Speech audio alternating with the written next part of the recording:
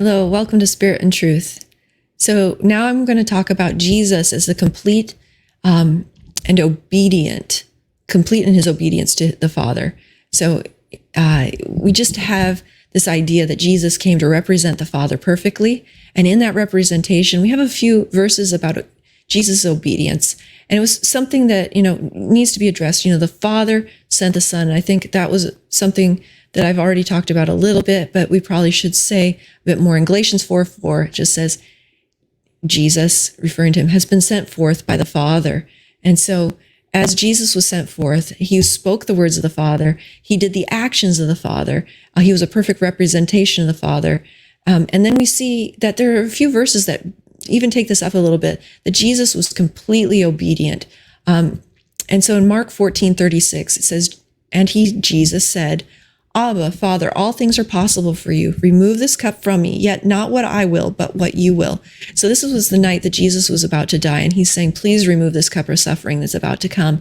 And we really see this idea of obedience for Jesus almost in these cases is in reference to the suffering, the great amount of suffering of the crucifixion that was about to come, that the Father sent him to do this mission to be able to bridge and bring people back into relationship. And he needed to die and suffer. And there was something about that. And so we see in Hebrews 5:8, this addressed again, although he was a son, he learned obedience through what he suffered.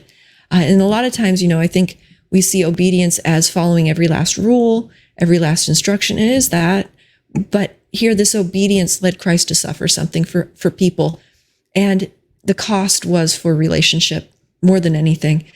It was also, obviously, for wiping out sin. So I don't want to minimize that either. But, we have this idea that this relationship's being restored, that Jesus, I'm saying that because the joy that was set before him, the joy was in the relationship that he would have with each one of the believers that would come in to the kingdom because of what he did.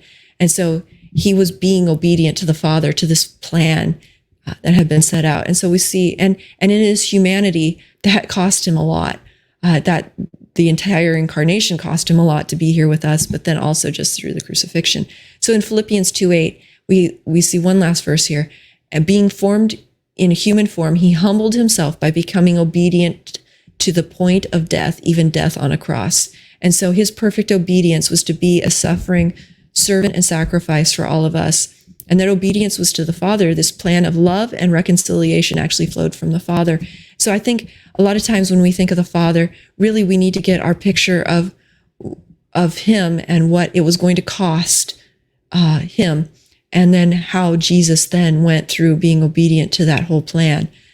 And so we see a very loving Father that's trying to draw us in, and it paid a very real price through his Son.